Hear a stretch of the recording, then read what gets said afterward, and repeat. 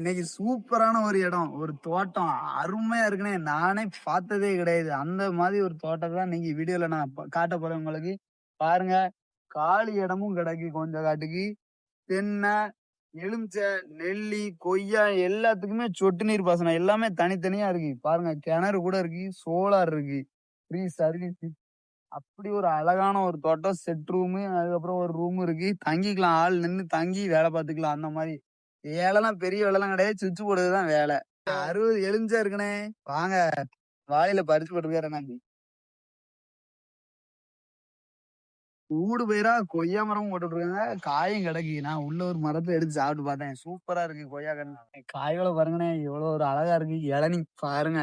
இவ்வளவுதான் மரம் இருக்கு. ஆனா காய் இப்பவுமே நம்ம மரம் ஏறிலாம் வெட்டி சாப்பிடணும்னு அவசியம் கிடையாது. ஒரு குதிச்சு ஒரு திருக்கு திருக்குனாலே கையில எல்லா மரமும் அப்படிதான் இருக்கு. தோட்டம் மட்டும் கிடையாது.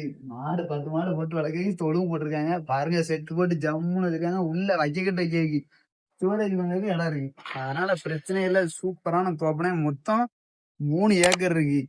பாருங்க மொத்தம் 3 ஏக்கரு. ஒரு சென்ட்டுக்கு விலைன்னு பாத்தீங்கன்னா 40,000 சொல்றாங்க. அதுவும் பேசிக்கலாம்னே. ஃபுல்லாவே சொட்டு நீர் பாசனம் தான். நீங்க பாத்துருப்பீங்க வீடியோல. தண்ணி வந்து நம்ம மம்பட்டி பிடிச்சு பாய்க்கணும்னு அவசியம் கிடையாது.